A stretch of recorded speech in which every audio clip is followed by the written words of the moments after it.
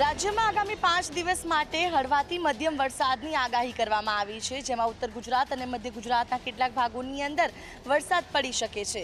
આગામી 5 દિવસના વરસાદને લઈને હવામાન વિભાગ દ્વારા આગાહી કરવામાં આવી છે કે સમગ્ર ગુજરાતની અંદર હળવાથી મધ્યમ વરસાદની સંભાવનાઓ છે, જેમાં બનાસકાંઠા, સાબરકાંઠા અને અરવલ્લીના કેટલાક ભાગોની અંદર ભારે વરસાદ પણ પડી શકે છે। ત્યારે અમદાવાદમાં છૂટાછવાયા વરસાદી ઝાપટાની પણ સંભાવનાઓ વ્યક્ત કરવામાં આવી છે। હાલ એક બંગાળની ખાડીની અંદર લો પ્રેશર સિસ્ટમ સક્રિય થઈ રહી છે, જે ડીપ ડિપ્રેશનમાં પરિવર્તિત થશે, પરંતુ તેની અસરો ગુજરાતમાં ઓછી જોવા મળશે। જોકે ત્યારબાદ ઉત્તર ગુજરાત તરફ એક સાયક્લોનિક સર્ક્યુલેશન સક્રિય થઈ રહી છે અને આ સર્ક્યુલેશનના કારણે સમગ્ર ગુજરાતમાં વરસાદી માહોલ ફરી એક વખત જોવા મળી શકે છે। ત્યારે આવનારા ઓગસ્ટ અને સપ્ટેમ્બર મહિનામાં પણ સામાન્ય વરસાદ નોંધાવાનો છે અને અત્યાર સુધી રાજ્યમાં 92% જેટલો વરસાદ નોંધાઈ ચૂક્યો છે। જોકે હાલ કોઈ વરસાદી સિસ્ટમ સક્રિય નથી, જેથી અતિભારે વરસાદની આગાહી નથી કરવામાં આવી। જોકે આવનારા દિવસોની અંદર વધુ એક વરસાદી સિસ્ટમ આકાર પામી શકે છે। આ સિઝનમાં મેઘરાજા મન મૂકીને વરસ્યા છે અને ગુજરાતમાં સિઝનનો અત્યાર સુધીનો 78.44% વરસાદ નોંધાયો છે। ત્યારે વરસાદને લઈને ક્યાંક ખુશી તો ક્યાંક ગમનો માહોલ જોવા મળ્યો છે। ચોમાસાની સિઝનમાં રાજ્યમાં અનરાધાર વરસાદ વરસ્યો છે, ક્યાંક ધોધમાર તો ક્યાંક છૂટો છવાયો વરસાદ નોંધાયો। ગત વર્ષ કરતાં આ વર્ષે વરસાદ વધુ વરસ્યો છે, જેમાં રાજ્યમાં આ વર્ષે અત્યાર સુધીમાં 27.50 ઇંચ વરસાદ નોંધાયો છે। ગત વર્ષે અત્યાર સુધીમાં 23.82 ઇંચ વરસાદ થયો હતો। 46 તાલુકાઓમાં 40 ઇંચથી વધુ વરસાદ નોંધાયો, તેમાંથી 16 તાલુકામાં 60 ઇંચથી વધુ વરસાદ ખાબક્યો। સૌથી વધુ કપરાડા તાલુકામાં 95.88 ઇંચ વરસાદ વરસ્યો। જો કે કપરાડામાં દર વર્ષે સિઝનમાં 117 ઇંચ વરસાદ થાય છે, તો વિસાવદરમાં 83.04 ઇંચ, વાપીમાં 81.64 ઇંચ વરસાદ વરસ્યો। માત્ર કચ્છમાં 100%થી વધુ વરસાદ નોંધાયો છે। કચ્છમાં 117.42% વરસાદ વરસ્યો। હજુ 7 તાલુકા એવા છે કે જ્યાં સિઝનનો 10 ઇંચથી ઓછો વરસાદ નોંધાયો છે, જેમાં ચાણસ્મા, કાંકરેજ, કલોલ અને બાવળામાં સાવ ઓછો વરસાદ પડ્યો છે। ગુજરાતમાં 4 રાઉન્ડમાં થયેલા મેઘાવી માહોલે ગુજરાત આખાને જળથી તરબતર કરી દીધું છે। જળબંબાકારની સ્થિતિનું નિર્માણ થયું છે। આ બધાની વચ્ચે રાજ્યના અનેક ડેમો છલકાયા છે, અનેક નદીઓ સીમાડા ઓળંગી વહી રહી છે। રાજ્યમાં અત્યાર સુધીમાં 78% જેટલો વરસાદ વરસી ચૂક્યો છે અને જે પૈકી કચ્છ ઝોનમાં સૌથી વધુ 135% વરસાદ વરસી ચૂક્યો છે। તો રાજ્યના 207 જળાશયોમાં 70.78% જળસંગ્રહ થયો છે। ઉત્તર ગુજરાતના 15 જળાશયોમાં 69.82%, મધ્ય ગુજરાતના 17 જળાશયોમાં 46.8%, દક્ષિણ ગુજરાતના 13 જળાશયોમાં 71.63%, સૌરાષ્ટ્રના 141 જળાશયોમાં 82.39%, તો કચ્છના 20 જળાશયોમાં 66.73%, તો સરદાર સરોવર ડેમમાં 73.49% જળસંગ્રહ થયો છે। રાજ્યના 89 જળાશયોમાં 90%થી વધુ પાણીની આવક થતાં હાઈ એલર્ટ પર મુકાયા। હરણાવ જળાશય 70%થી વધુ ભરાવો છે।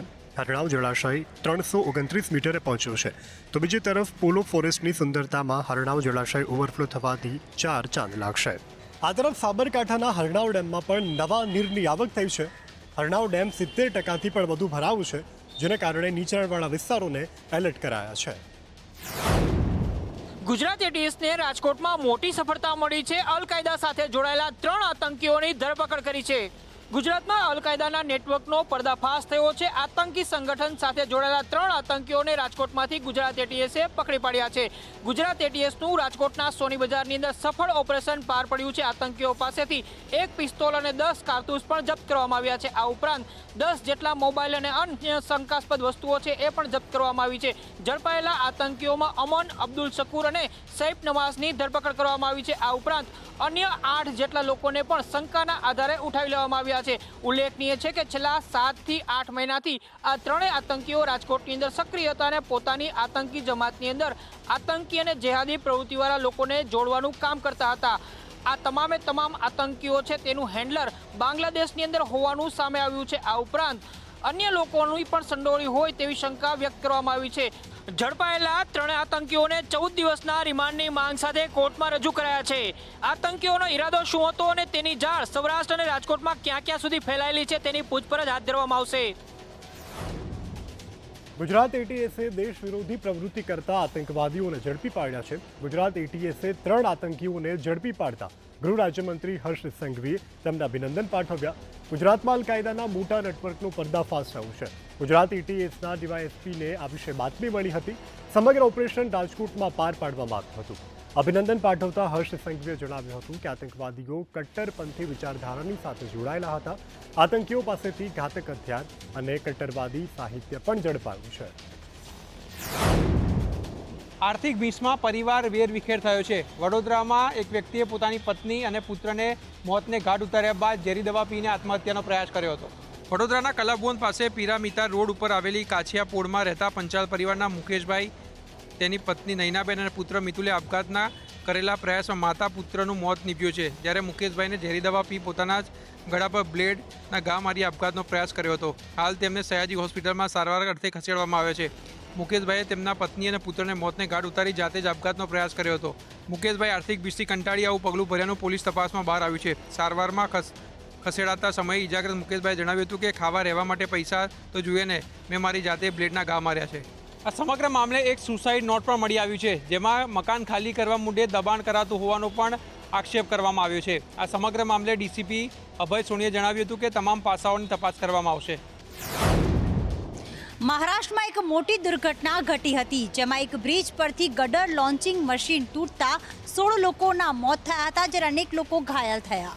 મહારાષ્ટ્રના થાણેના શાહપુરમાં આજે વહેલી સવારે એક મોટી દુર્ઘટના ઘટી. થાણેના શાહપુર સરલાંબે વિસ્તારમાં સમૃદ્ધિ મહામાર્ગના નિર્માણ કાર્ય દરમિયાન ક્રેન એટલે કે ગટર મશીન પુલ પરથી નીચે પડી ગયું.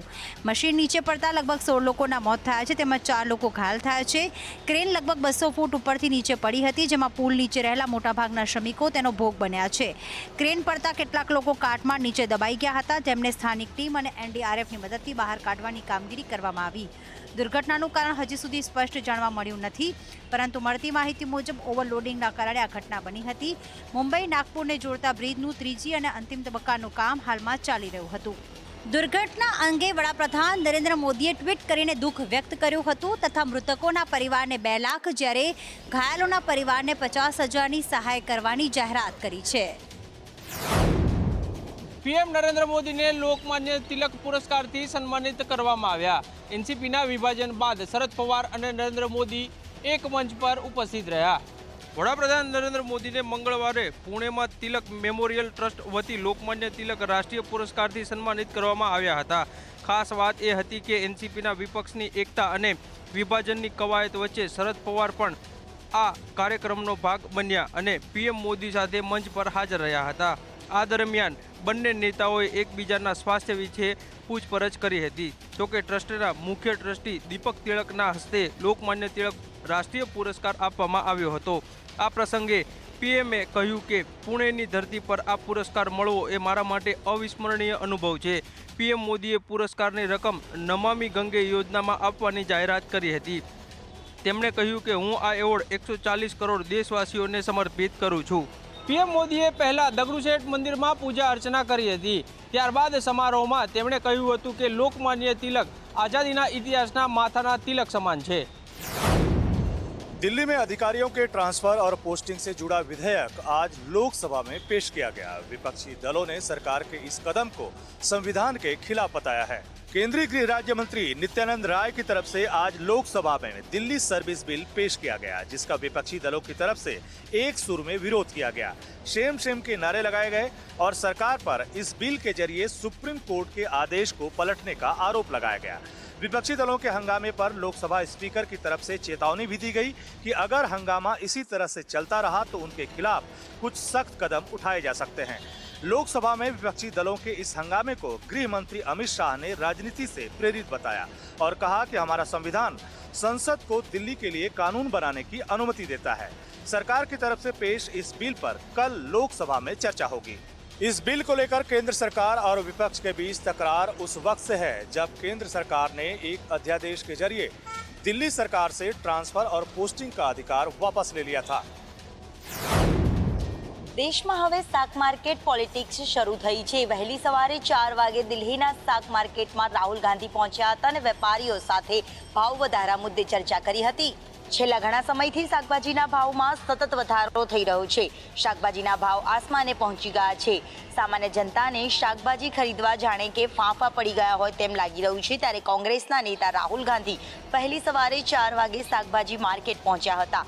દિલ્હીના આઝાદપુર શાકભાજી માર્કેટ પહોંચી રાહુલ ગાંધીએ વેપારીઓ સાથે ચર્ચા કરી હતી અને વેપારીઓની સમસ્યા અંગે રાહુલ ગાંધીએ તેમના સાથે ખાસ વાતચીત કરી હતી. થોડા દિવસ અગાઉ રાહુલ ગાંધીએ દિલ્હીના આઝાદપુર શાકભાજી માર્કેટનો વિડીયો પોતાના સોશિયલ મીડિયામાં શેર કર્યો હતો, જેમાં એ તેમને એક શાકભાજીના વિક્રેતા સાથે વાત કરી રહ્યા હતા.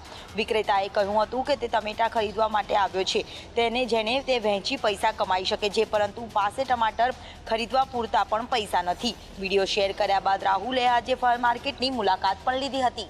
જો કે છેલ્લા ઘણા સમયથી રાહુલ ગાંધી સામાન્ય વ્યક્તિઓની વચ્ચે જઈ રહ્યા છે. સાથે જ હવે લોકસભાની ચૂંટણી નજીક છે, ત્યારે લોકસભાનો સંપર્ક અને જનતાનો સંપર્ક વધારવા માટેનો પ્રયત્ન રાહુલ ગાંધીએ હવે શરૂ કર્યો છે. ચીનના રાષ્ટ્રપતિ જિનપિંગે સેનાને આદેશ કર્યો. હથિયારો મોડર્નાઇઝ કરવા માટે જિનપિંગે સેનાને આદેશ કર્યો. ચીનના રાષ્ટ્રપતિ શી જિનપિંગે સેનાને તેના હથિયારોને આધુનિક બનાવવાનો આદેશ આપ્યો છે. ચીન મીડિયા અનુસાર જિનપિંગે સિચુઆન પ્રાંતમાં વાયુસેનાના પશ્ચિમ થિયેટર કમાન્ડનું નિરીક્ષણ કર્યા બાદ આ આદેશ આપ્યા છે. જિનપિંગે કહ્યું, જ્યારે ચીનની સુરક્ષા અસ્થિરતા અને અનિશ્ચિતતાનો સામનો કરી રહી છે, ત્યારે સેનાને આપવામાં આવેલા કાર્યોને પૂર્ણ કરવા પડશે. શી જિનપિંગે ચીને સેનાને વહેલી તકે સેનાના નવા હથિયારો ઉમેરવા અને લડાયક દળ બનાવવાની માંગ કરી છે. સાથે તેને વાસ્તવિક યુદ્ધ જેવી સ્થિતિ સર્જીને સેનાને તાલીમ આપવાનો આદેશ પણ આપ્યો છે. ચીનની સેના તેની યુદ્ધ લડવાની ક્ષમતાને ઝડપથી વધારી રહી છે. રવિવારે એક કાર્યક્રમમાં ચીનના અદ્યતન યુદ્ધ વિમાન J-20 fighter jet, YU-20 aerial tanker અને Z-20 યુટિલિટી હેલિકોપ્ટરને પોતાની તાકાત બતાવી હતી. જોકે ચીન આજે પોતાના દેશનો આર્મી દિવસ મનાવી રહી છે. તેવામાં ચીન અન્ય દેશને પોતાના દેશની સૈન્યની તાકાત બતાવશે. વધુ એક મોંઘવારીનો માર ગુજરાતની જનતાએ સહન કરવો પડશે. રોજના 25 લાખથી વધુ એસટીના મુસાફરોને બસ ભાડામાં 25%નો વધારો ઝીંકવામાં આવ્યો છે. ગુજરાતની જનતા માટે આજથી એસટીની મુસાફરી મોંઘી થઈ ગઈ છે. એસટીના ભાડામાં આજથી 25%નો વધારો કરવામાં આવ્યો છે. 10 વર્ષ બાદ એસટીના ભાડામાં તોતિંગ વધારો કરાયો છે. લોકલ બસમાં કિમી 0.46થી વધારીને 0.80 પૈસા કરાયું છે, જ્યારે એક્સપ્રેસ બસમાં દરેક દીઠ 1 કિલોમીટરે 0.62થી વધારી 0.85 પૈસા કરાયું છે. નોન એસી સ્લીપરનું બસનું ભાડું 0.62 પૈસાથી વધારી 0.77 પૈસા કરવામાં આવ્યું છે.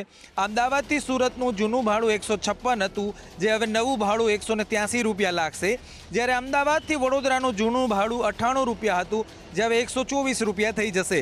તો વળી અમદાવાદથી રાજકોટનું જૂનું ભાડું 137 રૂપિયા હતું, જે હવે 171 રૂપિયા થઈ જશે. તો વળી અમદાવાદથી પાલનપુરનું જૂનું ભાડું 106 હતું, જે હવે નવું 133 રૂપિયા થઈ જશે. ગુજરાત એસટીએ 10 વર્ષ બાદ ભાડામાં વધારો કર્યો છે. ડીઝલ અને મોંઘવારી ભથ્થાનું બહાનું આપી અને એસટી વિભાગે ભાડા વધારો કર્યો છે. મોંઘવારીના માર વચ્ચે ફરી એકવાર સામાન્ય જનતાને રાહતથી વંચિત રખાઈ. કોમર્શિયલ ગેસ સિલિન્ડરના ભાવમાં ઘટાડો કરવામાં આવ્યો, જ્યારે કે ઘર વપરાશના સિલિન્ડરનો ભાવ યથાવત રાખવામાં આવ્યો. ઓઇલ કંપનીઓએ આજથી એલપીજી ગેસ સિલિન્ડરની કિંમતમાં ઘટાડો કર્યો છે. 19 કિલોના કોમર્શિયલ એલપીજી ગેસ સિલિન્ડરની કિંમતમાં હવે 99.75 રૂપિયાનો ઘટાડો કરવામાં આવ્યો છે. આ સાથે દિલ્હી અને અમદાવાદમાં એલપીજી સિલિન્ડરની કિંમતમાં 1680 રૂપિયા થઈ ગઈ છે. ઓઇલ કંપનીઓનો દર મહિનાની 1 અને 16 તારીખે એલપીજીના ભાવમાં ફેરફાર કરે છે. જુલાઈમાં ઓઇલ કંપનીઓ દ્વારા 19 કિલોના કોમર્શિયલ એલપીજી સિલિન્ડરના ભાવમાં 7 રૂપિયાનો વધારો કરવામાં આવ્યો હતો. એ પહેલાં એપ્રિલ, મે, જૂનમાં પણ કોમર્શિયલ સિલિન્ડર સસ્તા થયા હતા. 5 મહિનામાં કોમર્શિયલ સિલિન્ડરની કિંમતોમાં ₹440નો ઘટાડો થયો છે, પરંતુ ઘરેલું એલપીજી સિલિન્ડરની કિંમતમાં કોઈ ફેરફાર કરવામાં ન આવતા લોકોમાં ભારોભાર રોષ જોવા મળી રહ્યો છે. હાલમાં ઘર વપરાશના સિલિન્ડરની કિંમત 1110 રૂપિયા છે, ત્યારે સામાન્ય જનતા માંગ કરી રહી છે કે તેમને રાહત આપવામાં આવે.